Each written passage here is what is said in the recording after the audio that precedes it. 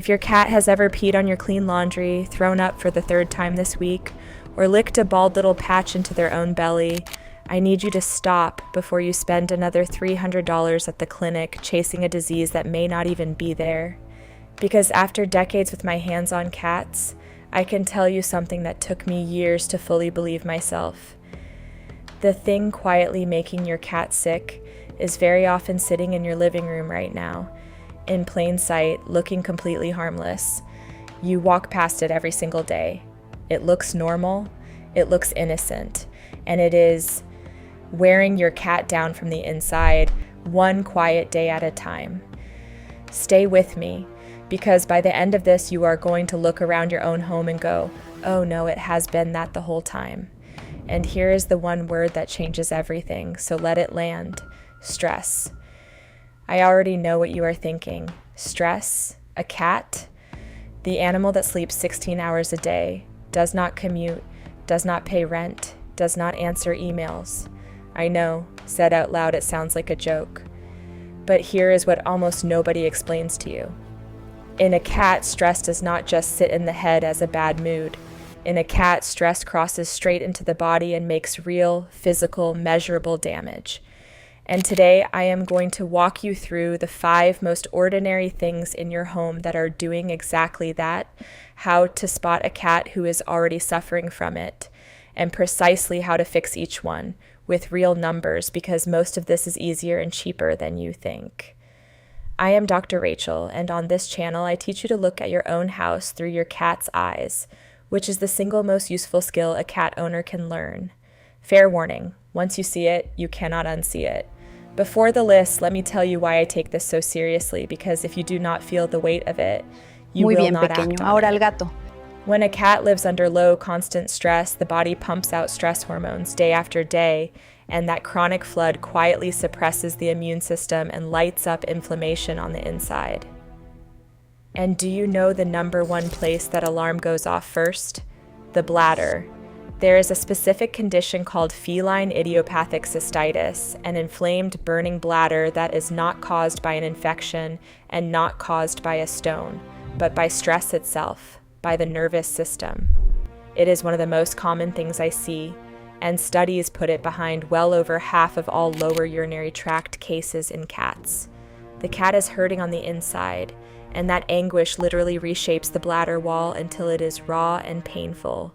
So they start peeing outside the box, sometimes with blood, sometimes crying because it stings. And listen closely, because this is the part that saves lives. In male cats, that inflammation can swell the urethra completely shut, and once a male cat cannot pass urine, you have 24 to 48 hours before it becomes fatal. That is not me being dramatic. That is a stressed cat going from a little weird to a 2 a.m. emergency. So when I tell you stress makes your cat sick, I mean it in the most literal, physical way possible. And it is not just the bladder. A stressed cat overgrooms until the fur is gone and the skin is red, vomits more, gets loose stools, eats too little or suddenly eats too much, hides for hours, turns snippy or fearful, or picks fights with the other cats in the home. All those things you might have written off as just their personality or he got mean in his old age are very often a cat screaming in the only silent way they have that something is bigger than they can handle. So write these signs down in your head, because these are what you watch for as we go through the list. All right, number 1, and I am starting here because we do this one out of pure good intentions. Strong smells. Plug in air fresheners, scented candles, reed diffusers, heavy cleaning sprays, your perfume, and that heavily scented clumping litter. To you, that is a home that smells amazing. To your cat, it is a wall of noise they cannot turn off. Here is the mechanism, and once you get it, you will never look at a plug-in the same way. Your cat lives in a world built mostly out of smell. A cat carries somewhere between 45 and 80 million scent receptors in that little nose. You and I have about 5 million. They navigate, they self-soothe, and they feel safe by reading their own scent signature laid down around the house. When you blanket the whole place in an artificial fragrance, you erase their map, you overload the one sense they rely on most, and you leave them disoriented in their own home. Now here's the part that turns dangerous. Cats are missing a key liver enzyme, glucuronidyltransferase, which means they physically cannot break down the phenols and compounds in many essential oils. Tea tree, eucalyptus, citrus, peppermint, pine, wintergreen, cinnamon, ylang-ylang, those active oils drifting out of a diffuser land on the fur. The cat grooms it off, swallows it, and it builds up as a true toxin. So do yourself and your cat a favor. Unplug the essential oil diffusers today, switch to unscented or fragrance-free cleaners, skip the perfumed litter, and let your house smell like clean, not like a candle shop. Number 2 is one people flat out do not believe until they watch it happen, and it is one of the most powerful hidden stressors there is.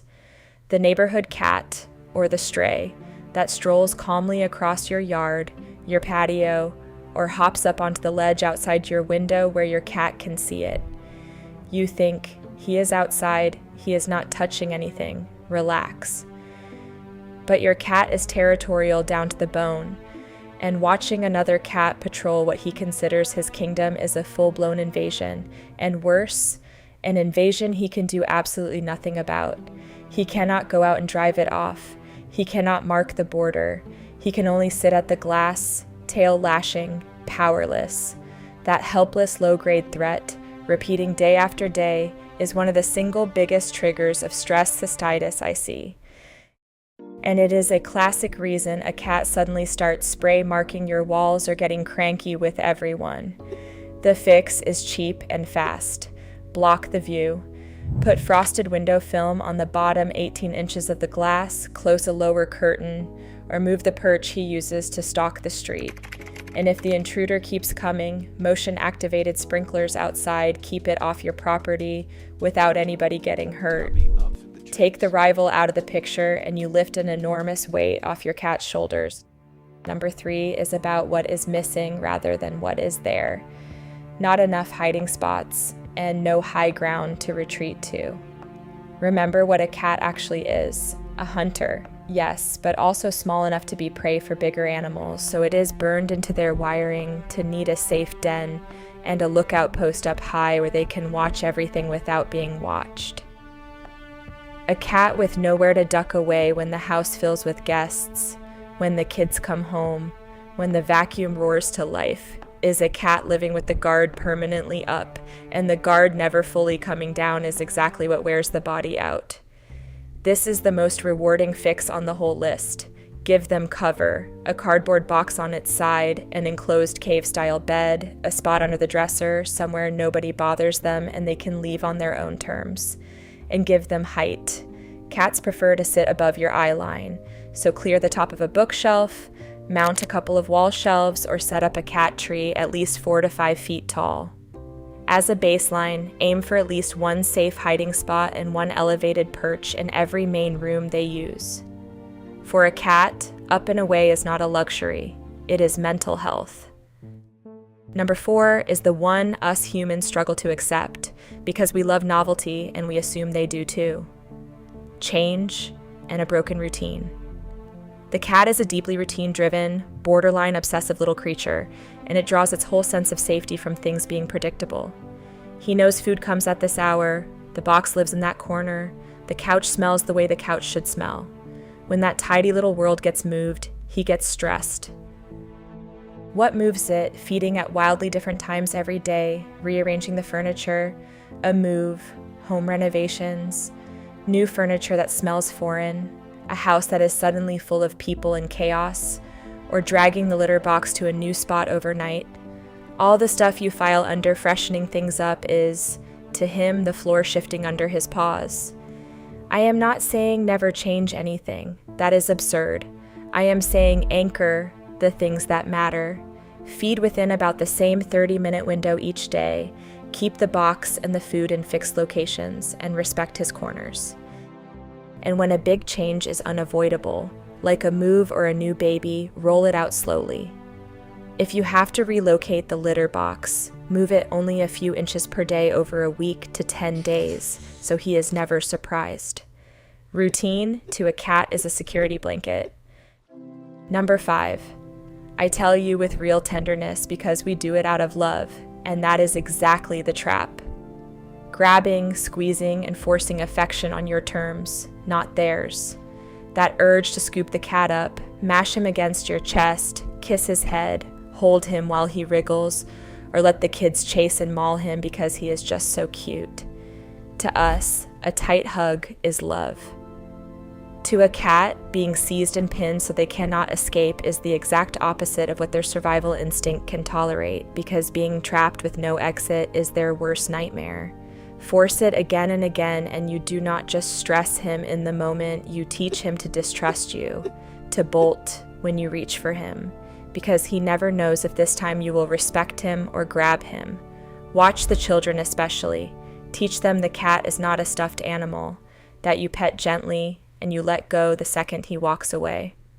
Loving a cat well is backwards from what instinct tells us. Let him come to you, honor it when he pulls back, and keep the petting short and where they actually like it, the cheeks, the chin, the base of the ears, and off limits on the belly and the base of the tail. A cat whose space you respect is, paradoxically, a cat who climbs into your lap far more often. And let me hand you a bonus, because if you have more than one cat, this is a giant source of silent stress, forcing them to share everything. One litter box for 3 cats, one food bowl they all have to crowd around, one water dish. Even cats who get along feel the tension of competing over resources, and the shyest one loses every time, holding their pee too long or eating in fear. The rule is simple, and it has a number. Litter boxes should equal the number of cats plus 1. So 2 cats means 3 boxes, spread across different rooms, never lined up in a row, because side by side counts as one giant box to them. Same idea for food and water stations. And one detail almost everyone gets wrong. Move the water bowl away from the food. Use a wide, shallow dish so their sensitive whiskers do not brush the sides. And many cats drink far more from a running fountain, which quietly protects that vulnerable bladder we talked about. Spreading things out is spreading out the tension. Okay, you know the culprits. But knowing them is not enough. You have to rebuild calm. So let me hand you the formula for a home that relaxes a cat instead of sickening one. The foundation is 3 things: routine, plenty of spread out resources, and places to hide and climb. Nail those and you have already changed his life. On top of that, give him control of his own day. Let him decide when he approaches, when he plays, when he retreats, and always leave him an exit and a safe place to go. A cat who feels he rules his own space is a calm cat. 2 extra tools help a lot. 1, synthetic pheromone diffusers, which are an odorless copy of the friendly facial pheromone a cat leaves when he is relaxed and confident. They plug in like an air freshener, but unlike perfume, they actually settle him. Ask your vet, they work well for anxious cats. 2, and this one is free and powerful. Play with him every single day. Aim for 2 sessions of about 10 to 15 minutes. Drag a feather wand and let him stalk, chase, pounce, and crucially, let him catch it at the end and then feed him. Because completing the hunt is what discharges the stress, exactly the way exercise unwinds us. A cat who hunts every day is a cat who sleeps soundly. And one thing I am going to ask of you above all else, because this is where people fail the hardest: never, ever punish your cat for any of this. If he pees outside the box, if he marks, if he hides, if he hisses at you, do not yell, do not swat him, do not squirt him with water, do not shut him in a room as a penalty. Every bit of that, which usually pours out of your own frustration, does one thing. It dumps more fear and more stress onto him. And that makes the exact problem worse. You cannot cure stress with more stress. You cure it with safety, patience, and respectful affection. Now let me put my white coat on and get serious for a moment. Everything I just gave you is for prevention and for building a healthy environment. But if your cat already has symptoms, if he is peeing outside the box, if you see blood in the urine, if he is straining and crying and only producing a few drops, if he is licking himself bald, if he is vomiting repeatedly or has stopped eating, that is no longer something you fix by rearranging furniture. That is a trip to the veterinarian, and soon, and if it is a male cat straining with nothing coming out, that is an emergency right now, tonight. First, because we have to rule out a real underlying disease. And second, because stress cystitis, especially in a male, can turn into that life-threatening blockage. You manage the environment, your veterinarian makes the diagnosis. They go hand in hand. Let me pull it all together. 1, burn this into your memory. Stress in a cat truly sickens the body, and the first warning shot is usually the bladder. 2, walk through the 5 culprits in your home.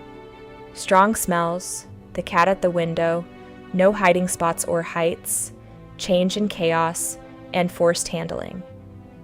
3, if you have several cats, give them resources to spare and spread them out. Boxes equal to cats plus 1. 4, build calm with routine, control, pheromones, and daily play. 5, no punishment ever, and at the first real symptom, go to the veterinarian. Do that, and you turn your house into a place where your cat does not just live, but lives at ease.